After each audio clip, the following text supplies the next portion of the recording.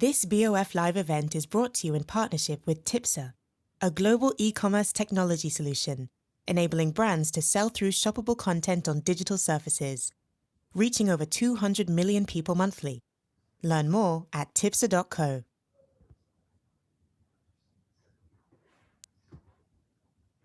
Good afternoon, good morning. Welcome to today's BOF Live on the evolution of content-connected commerce. Today, retailers are laser focused on building customer-centric strategies which make their products available anywhere and anytime in the channels their customers inhabit. Given all of our ever-increasing media consumption habits, shoppable media is a critical channel for engagement and conversion of customers and a growth lever that global brands are now investing in. Live shoppable video has been around since the days of TV channels like QVC, but businesses such as Amazon Live are being built on replicating that success for today. But it's in China where live streaming has really taken off, with top sellers selling millions of dollars of products within hours, creating meaningful impact on the sales strategies of major brands like Burberry and Louis Vuitton in the region. Benefiting from a more integrated app ecosystem, in China, m-commerce and social commerce are well established, but the opportunity in the West has not gone unnoticed. YouTube announced in October 2020 it would be making its videos more shoppable. TikTok entered the market in December by doing a deal with Walmart. And similarly, Instagram launched its Reels and Shop tab for users to connect with brands and creators to discover products. To talk about the fascinating evolution of shoppable content and the opportunity it represents for retailers and brands today, I'm delighted to be joined by two brilliant minds on the matter. Firstly, Josep Nolla, the co-founder and CEO of Tipsa Shopping. Josep, thank you for joining us today from a picturesque village north of Barcelona. Hi, thank you, Robin. My pleasure. Overwhelmed by your kind words, and very excited to be here and share my thoughts and what Tipsa is doing with all of you. Thanks, Josep. A leader in next-generation content-driven commerce, Tipsa was founded on the simple premise of selling any product on any digital surface. It works with brands like H&M and It's a Park, retailers like 24/7, and publications like Elle and InStyle, monetizing existing traffic flows with e-commerce, not advertising, and diversifying revenue streams and creating new sales channels in the process. I'm equally delighted to be joined by Kathryn Bishop, a leader in her field. She is the foresight editor at the Future Laboratory and brings a wealth of experience and insight to the conversation. Kathryn, thank you so much for making time to be here today. Thank you. Thanks for having me and the Future Laboratory to join you this afternoon. Looking forward to talking all things retail and content commerce and the big opportunities that lie ahead. Well, exactly. And let's start there. Why don't we kick off with giving the audience an idea of the scale of the opportunity? Josep, perhaps you're best placed to answer first. Quite how big this opportunity is. Massive. I mean, and hard to put into numbers, right? So let's take a step back and let's think how retail, how shopping, how the purchase experience has been done in the past, right? So let's not even talk about the digital era. Back in the days, villages, towns, cities, we had markets where basically sellers, merchants were kind of aggregating and putting them together. Then that evolved into individual merchants kind of setting their own stores, and that's how it was. Then the markets came back in a different shape, like shopping malls, and then the digital revolution started. We started seeing those merchants transforming, or those retailers transforming into e-commerce, and the same as shopping malls having aggregators or having multi-brand e-commerce. That's pretty much how it has been, right? But if we talk about the scale of things now, what we're seeing is that every single media is becoming a store. And each store is a media. You have actually a lot of e-commerces working very, very well on the content side. And actually they are creating a lot of content outside of their own platforms, in third-party platforms. So we started from e-commerce revolution, single e-commerces, more marketplace types, and then we've seen, and I think you mentioned in the introduction, the rise of social media. It's already a few years ago where Pinterest, Facebook, actually Twitter started trialing social commerce. They kind of put that down, and they are back again, and they are back again in full force, right? And we see TikTok, and we see Snapchat, and all the alikes coming into that. But it's not only that. Google as well. And how many eyeballs can Google reach? I think they generate about 1 billion plus shopping queries per day. And they have a product that is still very early, which is about transacting in those Google properties, whether you are watching a YouTube video or in Google Shopping, without ever leaving that surface. And obviously, we've seen that now tapping into more traditional publishers that needs to find new revenue streams. So if we just aggregate all those eyeballs together, all that massive audience, you come into the conclusion that the scale is tremendous, right? Now, how to leverage that kind of scale, because done individually, if every single publisher is every single media company in the world, everyone that has an audience, and I forgot creators, I forgot influencers, those guys are essentially storefronts, right? So if every one of those needs to build their own e-commerce platform, needs to go and buy from third-party brands and build all those retail logics, that part is not scalable, right? So there's a massive business opportunity, completely not untapped because it has been out there for a few years, but that has a massive growth potential. How you scale the infrastructure about it underneath, I think that this is the key question. But no doubt that we're in front of probably the next big wave in commerce. Yeah, I'd agree. I think it's like definitely the point of view of the number of social platforms that we're using now, and jumping between, and of course, again, how our data is being read. And as we know, of course, the way that we might chat on the phone about something with a friend and all of a sudden we're getting kind of advertisements for it. But I just think even beyond that, like the scale of the number of devices that we're using or exposed to as well is a huge literal surface opportunity for us to be thinking about. Right now I have 2 laptops at home, a tablet and a phone, and I'm often double screening, between those. So I might be watching TV and searching for something at the same time, and that's happening everywhere around the world.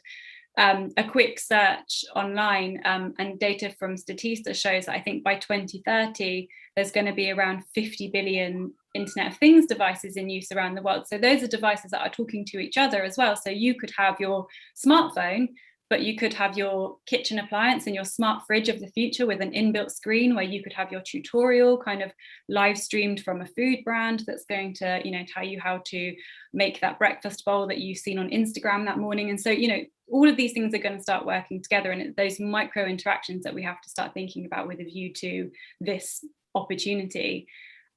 Further still, like another 2030 stat from Cybersecurity Ventures, they found that by 2030, they forecast that 90% of the human population, basically people aged over 6, will be online. So that's crazy. That's almost the whole world online by 2030. And of course, we're seeing huge growth in the African continent, in Latin America and Asia.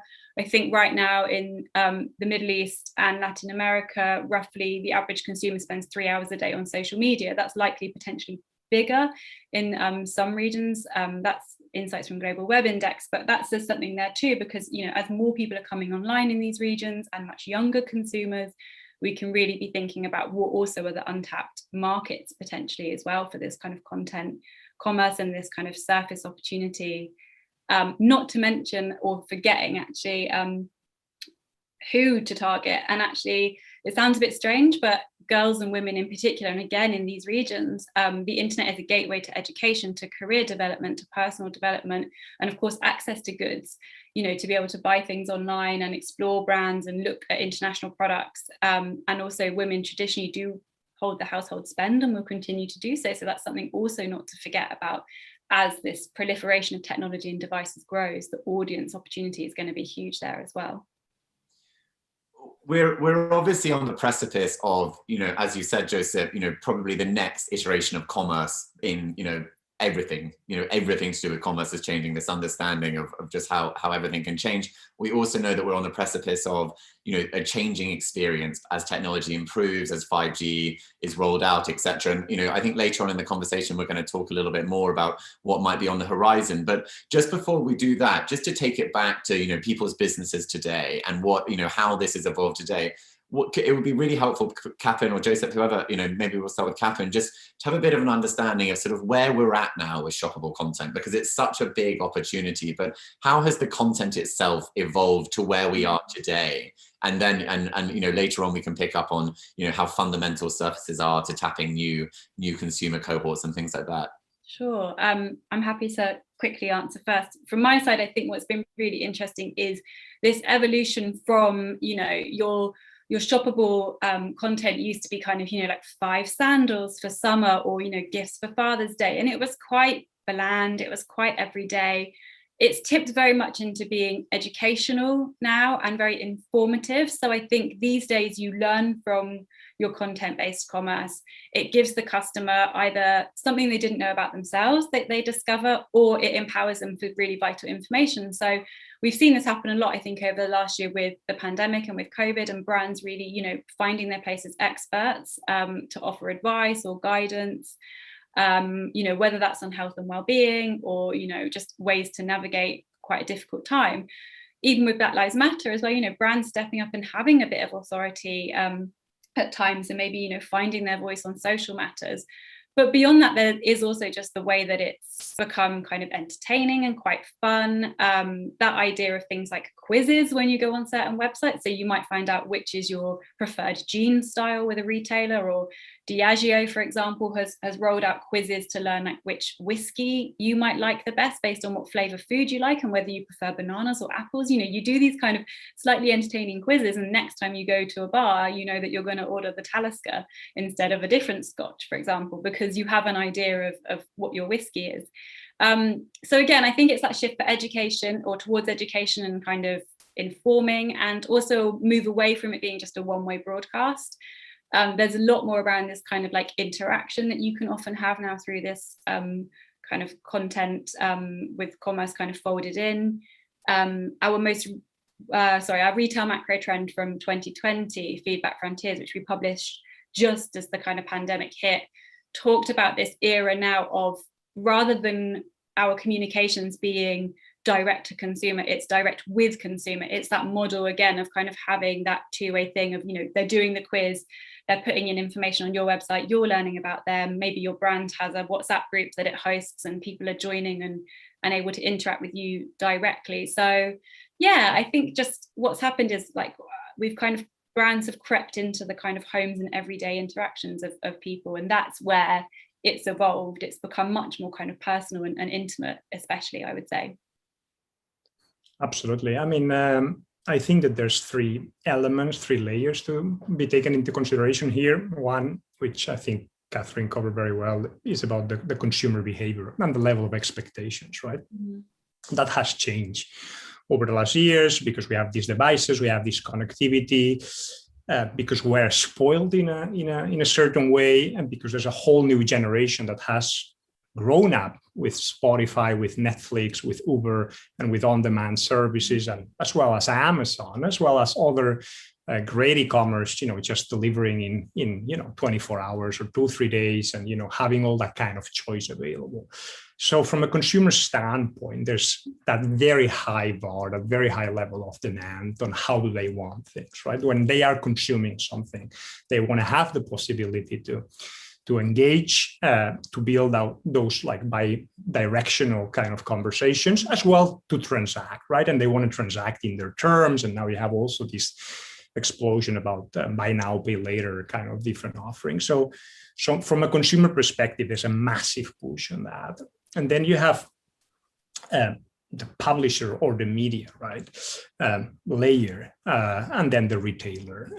If you look at the publisher and the media layer, content commerce, and now I'm going to say something that is contradictory because I said that content commerce was at early days, but the reality is that it has existed for a very long time, right?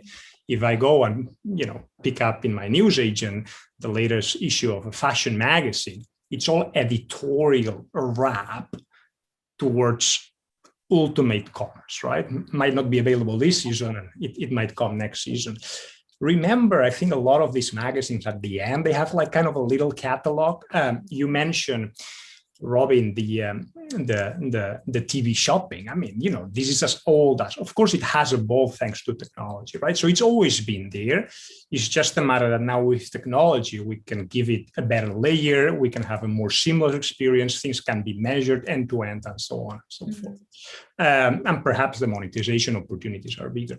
And then when it comes to retailers, think about it. I mean, all these brands are creating tons of content, right? I think the more tech savvy, the more performance based, the more we can also look at the numbers part and mix that numbers with the creative. It's when they start wondering, okay, I'm paying a creator, I'm paying an influencer to do this YouTube video, right? And this is fantastic. And I know it generates these in terms of awareness, of exposure, but I want to look down into perhaps my two biggest KPIs, which is how many sales and how much customer acquisition is this driving to me, right? And that was kind of the missing layer in content commerce. And we're still at the early days to kind of put that together, right? In like closing the loop in content creation, but making it transactional and building that seamless kind of experience. And I think the majority of the brands, or at least the brands that we interact with, which are at the forefront in their respective verticals, they see that. They see that how has this worked in the past, right? I mean, I've been spending lots of dollars and marketing dollars with Google and with Facebook, right? And then this is traffic, and everything on the internet has been about the word traffic, redirecting traffic. I need to get more sources of traffic. But is it really traffic, the ultimate KPI, the ultimate goal that we want to have as a brand? Or the ultimate goal is actually conversions and customer acquisition, right? So if you can cut steps, right? So we're kind of seeing a different also level of thinking from retailers. It's like the content is sparse. There's so many platforms, there's so many touch points, and it's so ineffective and it's so expensive to create the content, distribute it, and then bring it back or bring the consumer back. But what happens if I can bring my store where the consumer is, right? That's a paradigm shift. That's something that changes, because essentially puts the power back to these brands to bring the store in front of their consumers and basically use any third party as a potential storefront, right? So this is kind of where we are. It needs to evolve. It needs to be better. The personalization, the who am I talking, the kind of conversational experience, also the immersive experience that can be brought later on as technology evolves. But I think it's early days, but lots of things are happening. So exciting times. Josep, just to pick up on that, when we were preparing for this conversation, you sort of quipped to me, the advertising is the content and now the content is the commerce. Yeah. And, I do understand that a lot of the technological breakthroughs at this specific moment are probably in the back end. They are probably about being able to map who is coming, who's spending, being able to re-engage those customers. But just for our audience to understand what excellence looks like right now, what kind of technological capabilities are at the forefront of shoppable media at the moment? I mean, I assume it is video. I assume that, smoother, more seamless, somehow personalized video. But Kathryn or Josep, either of you, if you could share your insight, that would be fantastic.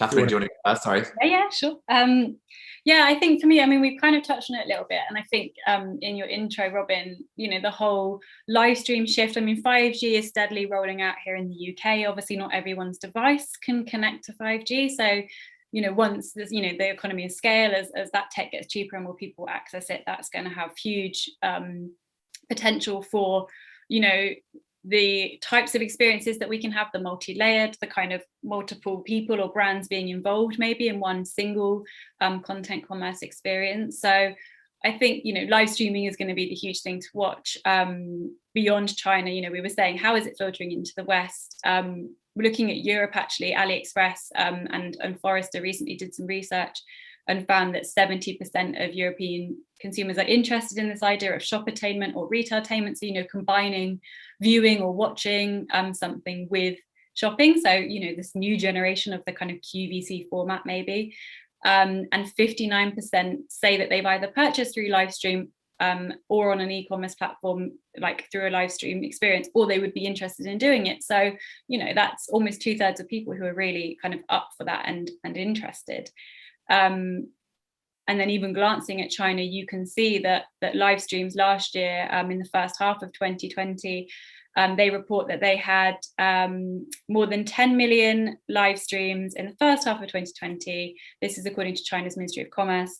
More than 50 billion unique product views of live streams, and more than 20 million products released. So the scale there is huge, and that's just one country. So if we think about how that could then be applied everywhere else, you know, brands are embracing this. Gucci turned their head office into a live stream headquarters during the pandemic. You know, Louis Vuitton have been live streaming on LinkedIn of all places. Maybe not a surface we might have expected, but they see the potential of, if it's quite a niche idea and it's going to be of interest, people are going to go and check it out.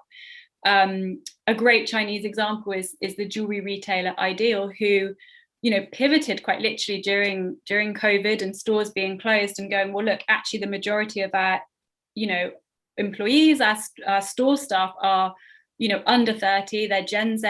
And so they basically turned them into live stream stars and said, you host your own individual virtual store, you sell direct, you earn your commissions from what you do. And kind of to Joseph's point, you know, it's not necessarily about how many people you're getting there, but how many sales you can get through, and who is driving those sales, and what kind of content and, you know, entertainment that they're giving, and your staff in a way also becoming your influencers in-house that you have to really like drive those sales. So I think that like definitely points to this future. And again, equally, even platforms like Twitch, you know, now have multiplayer kind of approach to advertising, that if you're a streamer on Twitch and you have ads kind of inbuilt into your streams as a way to make revenue, you can actually see immediately like who's interacted with your ad during that time. You know, they have these interactive adverts. They're shown to all viewers, and depending on who's interacted, you know, that streamer is then rewarded with bits, which is the currency for Twitch.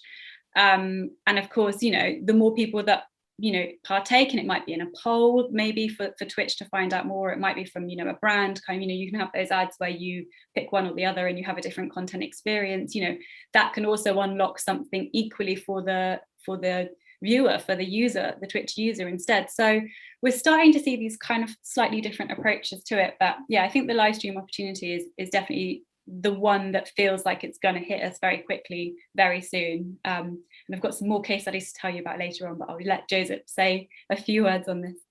Yeah, I mean, fully agree on what you mentioned. I think the way that I look at live streaming or live video, I remove the live part and the streaming part. And for me, it's about video. And how I see it where we are now, it's on the third step of that content revolution the internet brought us. So if you look at the internet in the 90s, for the ones that are old enough to remember it. those perhaps not very best experiences, it was text driven, right? I mean, everything was pretty much text driven. As a matter of fact, the modem, you remember the beep, beep, beep, beep, beep, you know, couldn't even download the images, or the very few images that were there. I mean, you know, displayed advertising, I guess it was a bit of an overstatement. We move into an image-centric internet, right? Around mid-2000s, the rise of social networks. I mean, and perhaps the very best example is both Instagram and Pinterest, I think, as a very visual kind of platforms. And for a lot of years, image, we just speak more than 1,000 words, right? I think the step that we're taking now is that video, which, you know, in the industry you call video moving images, that's the de facto, that's the standard, right? And then with the rise of that 5G, with the rise of that connectivity, with the rise of, you know, improved chips and processors, what we're probably going to see is a complete replication. Why, when you see an image of a dress, of a pair of jeans or sneakers, you might not, you know, and some retailers are already starting to apply that, right? But it's a matter of obviously having that connectivity. And we will see video becoming more perhaps the de facto format. Now, when it comes to live video streaming, we mentioned this has been done in shoppable TV and stuff like that, and it's better and it's improved. I think that there's two essential elements. One, it's about the audience, right? I mean, if you spend your time into build a live shopping event and building that kind of entertainment factor into this, you want to reach out as many as possible. And that's why the Chinese players, I guess, they've been so successful, because they have that kind of levels of audience. But if I'm a brand X, let's say Europe, and I want to do something, it's like, okay, but I need the distribution, right? So obviously, some social media, some media, they do have those possibilities to be the partners for that, and that is happening. And I'm not going to touch upon that, but where I see that this is going to take a very big impact for a lot of brands is saying like, okay, that's a distribution type of play, but how can I leverage live video from today? Personal shoppers, retail has been pretty much frozen for the last 18 months, right? But we still have people that are really, really good at, and they have the inventory and have the stock, and why, if I don't want or I don't have the time, connect with someone that kind of like helps me pick that dress or those pair of shoes. And then another one is customer support / service. For instance, IKEA. Who doesn't struggle setting up a chair from IKEA, whatever, the simplest thing? I do. I have to admit that. I really have a hard time. I break down. I mean, it's just horrible. I cannot follow those instructions. I mean, Lego is 10 times better. Perhaps I shouldn't say that on a live broadcast. Now, if IKEA could give me access to someone that can help me and advise, I mean, I would be so grateful for that, right? And perhaps they can do that, at scale, maybe talking about, because they have certain amount of products and, they just do this kind. Of course, you can find that in YouTube, right? And there's the tutorials and stuff like that. But then we can take a step further and do that through live stream. So the level of applications, I think it's going to increase, and it's going to expand. For me, the bottom line is, video is substituting, is the format. It's a de facto format that's taking place now. And that gives tremendous amount of possibilities. It's amazing to think that, the future is already here. And when the pandemic hit, to have a CEO like Michael Burke say, I now have 16,000 stores, which was the number of his sales associates that he had in stores that he was going to, hopefully connect to their consumers in whichever way they did.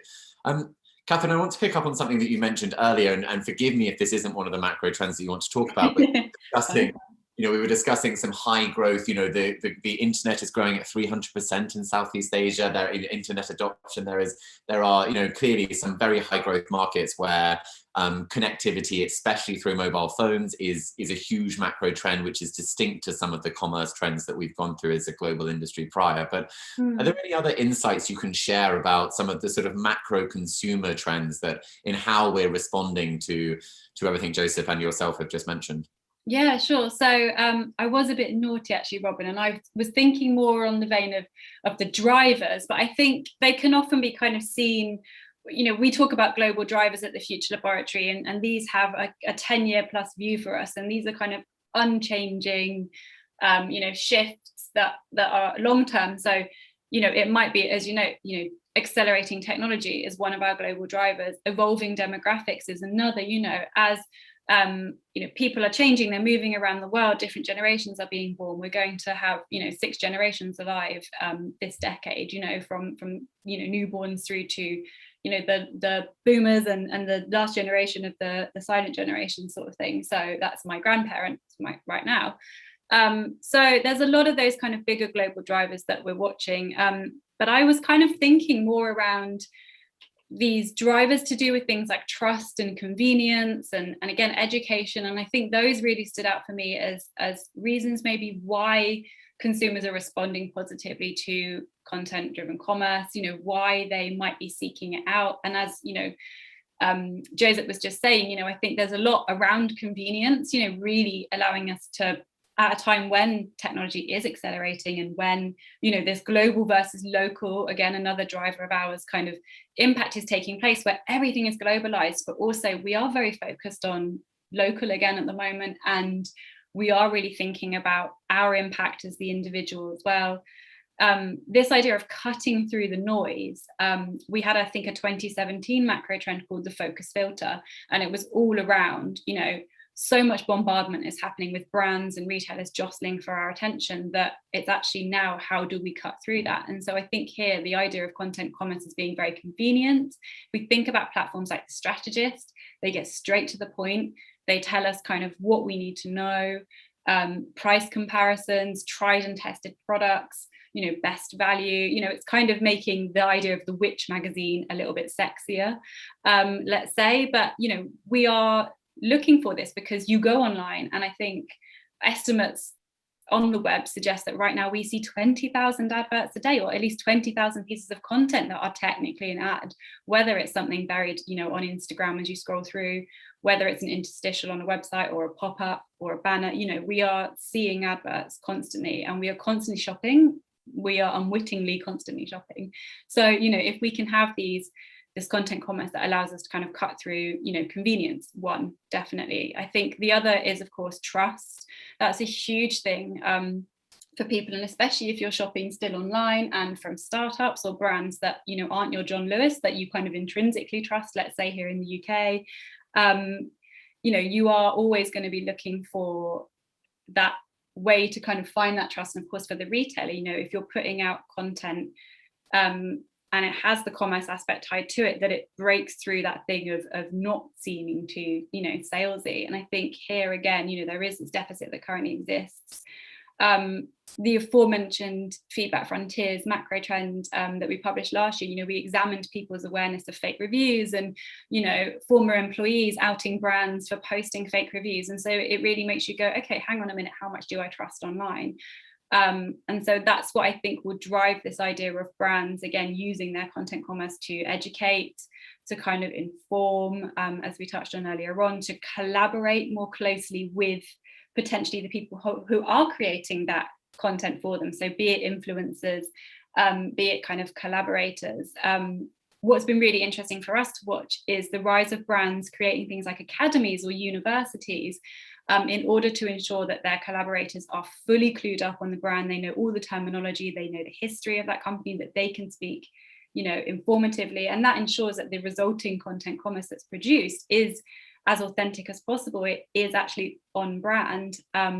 One example is the supplements company Seed, and they've done this with its Seed University, where if you are an influencer that wants to work with the brand, you go through its kind of several stages of this university to learn everything there is to know about its product and history.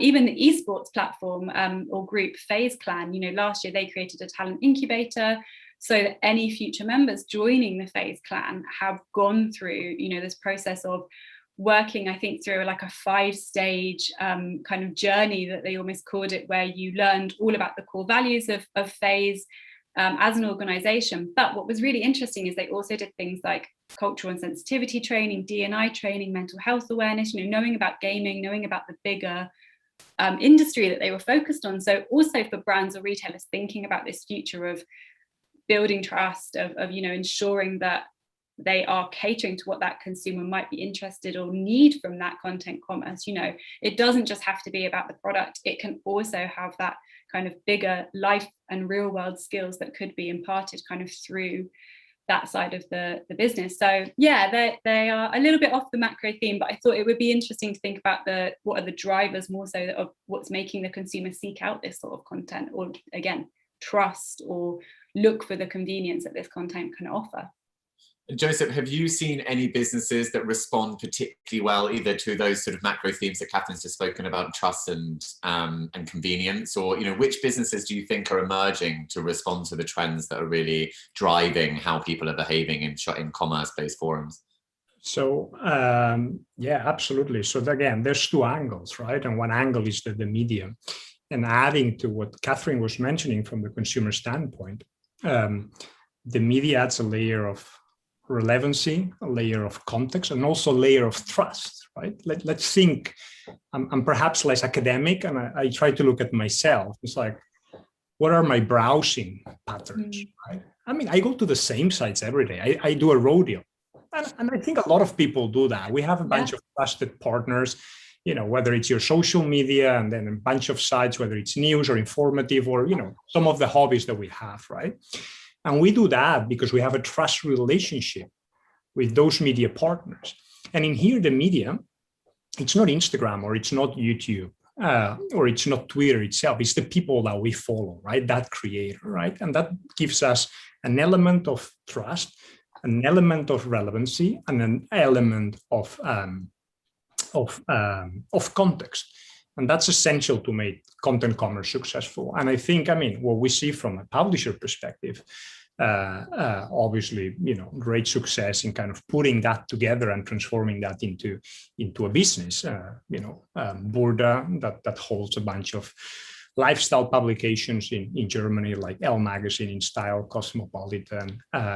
We have a couple of more traditional news outlets in Sweden, like Bonnier and Schibsted, nailing it in kind of understanding that and building a value proposition for their readers about that, because for them it's about their readers, right? And if you can figure out how to connect that kind of consumer behavior with the values and the assets that they have, is when things start doing click. And last but not least, I think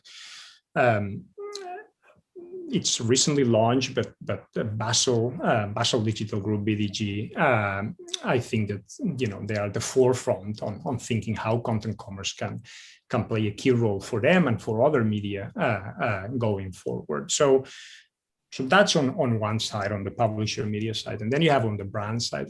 Typically, of course, direct to consumer brands are the ones that have been capitalizing that, and you have like a whole new breed of smaller brands that started digital only, that they don't have carry a legacy, that they understand their KPIs very, very well, and that they know that this is where their potential buyers are hanging. So they want to connect the dots. I think we have a couple of very good examples. I think brand from Sweden doing shoemaking called Flattered. I think it's been very successful in working with us and enlarging their distribution and selling at point of interest. But as I mentioned as well, I think H&M, which is I think the second largest fashion retailer in the world, it's also pioneering in this kind of activities. So again, there's still an educational process.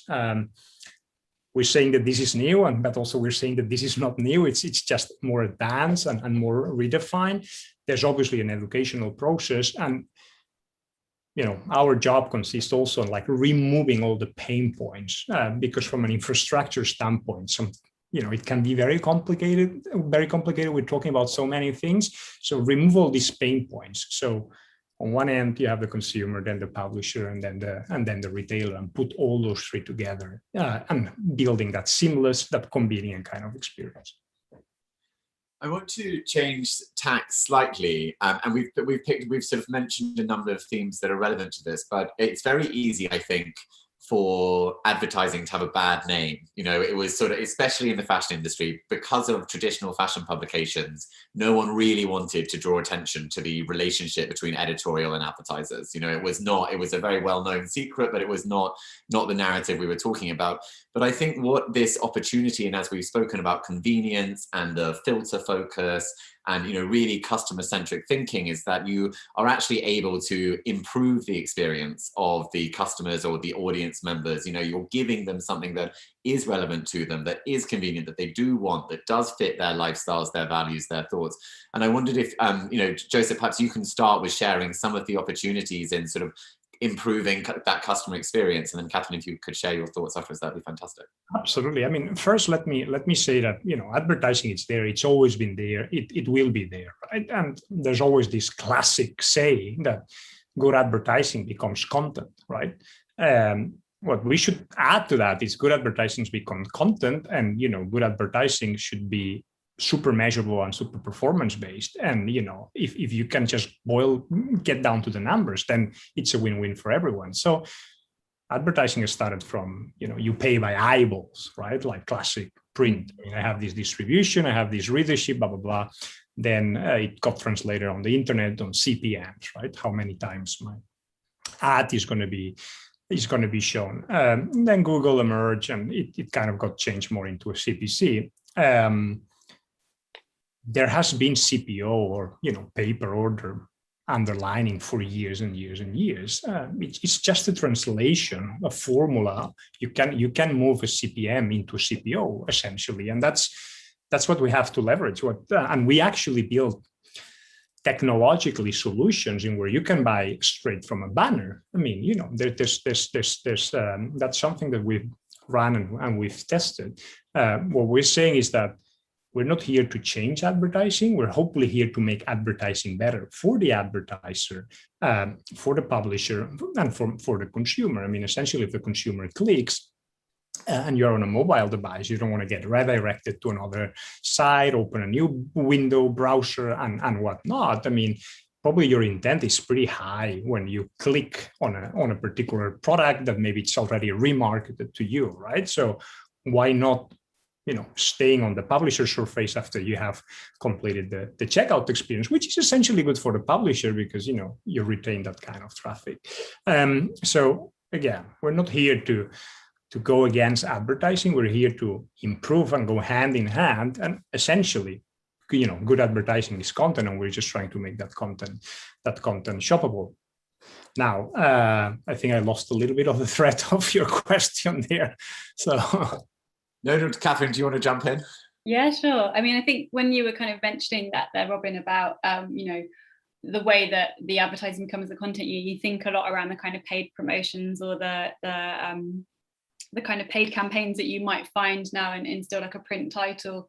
And there's always part of that makes you feel a little bit uncomfortable sometimes because you do feel like you're being sold to. But I think to like Josep's point, it's about kind of getting around and understanding equally like what the audience is thinking about, and again, like listening to the audience and involving them and being relevant as you can be. I think relevancy is a huge thing at the moment for any brand to kind of have its place, and I think the last year has definitely shown that any brands that were irrelevant and did obviously have to close their doors for a little while, they did not survive the last 12 months because they didn't really retain a need or a requirement for people during the pandemic. That aside, so I think probably it's around listening to your audience, involving them. Again, that idea of not seeing things as this one-way broadcast anymore, and really kind of humanizing what you do in a way. A piece of content commerce I actually found really exciting recently and actually really enjoyed, and I didn't mind that it was quite clearly a piece of kind of collaborative content, was Gucci and Highsnobiety did a piece to promote its Off the Grid collection on the Highsnobiety website, and again it kind of showed how a brand that might ordinarily be out of reach could kind of humanize itself and think about what are the values of people right now, what are people tuning into. And they did this whole kind of almost like storybook scrolling experience, which featured this kind of narrative and story and gardening tips from this really sweet gardener called Gerald. He's huge on Twitter, you should look him up. He grows giant vegetables. He's this really sweet, humble guy, and he became a bit of a kind of cult icon on Twitter. And then next thing, he's in this Gucci campaign with all of these models in all of the pieces from this collection. But as you scrolled down, you were learning like what's the best time of year to sow seeds and why being outdoors is good for your mental health. And it was Gucci and Highsnob obviously both understanding that right now, people do want to be outdoors. They want to enjoy green spaces. They want to be kind of socializing. They want to learn from these older figures in society and kind of pay respect to their elders. And there was a lot wrapped up in just this single piece of kind of content commerce that just worked so well. So I think there's something that could be learned from there, tuning into what's happening. A similar thing that I think shows how there's also something internally that retailers and brands need to be thinking about, and actually also media publications here, is also kind of who you're entrusting to create your content and your commerce based content. Tag Warner, who is the CEO of Gay Times, who was brought into the company at the age of 26. My colleague Holly Friend recently interviewed him, talking about how he's transformed Gay Times into, this global publication now that's reaching kind of youth audiences all around the world. And they've just launched a collective called GT133, which is TikTok creators. They're all Gen Z, they're all queer, and they're basically trusting them to guide Gay Times's content forward on TikTok. Obviously, this will maybe eventually have a commerce aspect. I'm not 100% sure of what their strategy would be there, but to Tag's point, he was kind of saying that our big learning here was the people that were producing the content in-house for us kind of weren't really actually the individuals who were then reading our content necessarily, which sounds kind of ironic if you're producing a magazine. But he said, we were deciding on the voices and the people and the themes that we thought were relevant to our audiences, but actually it was our readers who were telling us we want to hear this. And so they've literally brought them in to help co-create and guide and steer that content. And so I think another thing there to really think about is thinking about who's also being hired or who you're working with internally to produce that, commerce-led content, because you want it to be authentic and you want it to speak to the right audiences in the right way as well. I'm conscious of time, so in the next sort of 5 minutes, there's a great audience question on UGC that I want to ask, and I'd love to hear your views on sort of how exciting content-driven commerce could get, in the near future, given some of the technological revolutions we're about to go through. But just as a way of sort of summing up this part of the conversation, I wondered if Joseph and Kathryn, you could share some of your advice on how retailers, brands should consider creating this content. What are the most important principles that will drive success? It may well not be creative concepts. It may well be strategy, wherever you think is most valuable for the audience to hear. Joseph, if you could go first, please. Yeah, sure. I would take it, if I would be sitting on a brand in a leading position and looking at content commerce, what I would look, first of all, what are our goals? What are we trying to achieve here, right? And try to break those down. And I mentioned most likely it's sales. At the end of the day, they run businesses. It's customer acquisition, very important, digital era. And then, it can be a subset of other goals. Then how do I reach that? And what's content commerce? And we've talked about so many touch points, right? And how, where I am strong, directly or indirectly through creators, where is my audience and what is my audience doing and what's the expectation of my audience? And then you start breaking things down, and that can, highlight opportunities in Instagram or in TikTok or, in different type of platforms, but as well in other publishers that have those kind of capabilities. And then from here, it's keep exploring, because you will always have limited opportunities when you work with the internet tech giants. They have a product, this is how it is, this is how it works, and, you take it or leave it. But, maybe if you connect with BDG, you can start, tapping into that audience and building something together that's very unique. And this is a bit paraphrasing Kathryn's mention of Gucci and Highsnob collaboration, right? I think those kind of collaborations can be really, really powerful, but then you got to be knowing where your audience is and who you want to speak with. And then essentially at the end of the day, take out, all the numbers and all the data and just match it to what your goals are. So that's how I would set it up. And contact Tipser, of course, just to get rid of the hassle from a technology standpoint and so on, and just have a one-stop shop platform to do it. But, that's a side note. Of course. I think for me, it's the peer aspect, I think, is just really, really huge on that. And then maybe it does tie into the question around user-generated content, which we can, of course, try and answer. But I have to steal kind of something here from another panel that I was on recently with Alex Jenkins from Contagious, who cited this Canadian anthropologist called Grant McCracken. And he said, he said this more than a decade ago, but I think it's really relevant in this idea of brands behaving as networks of the unacquainted. So everybody that buys into your brand, or again, to Joseph's point, if you know that your audience are on a particular platform, whether right now that might be OnlyFans, for example, which is really growing as a potential content commerce platform, or whether, again, that's still Instagram or Pinterest, which we know has just launched, these shopping list tools where you can collate products. It's kind of thinking about all the places where you as the retailer or you as the brand can kind of bring together that network of the unacquainted and kind of, again, create content or opportunities and ways of kind of bringing those people together. The learnings, the feedback that you might be able to garner from the sort of content that you could be producing there as well. So I think certainly something to keep an eye on.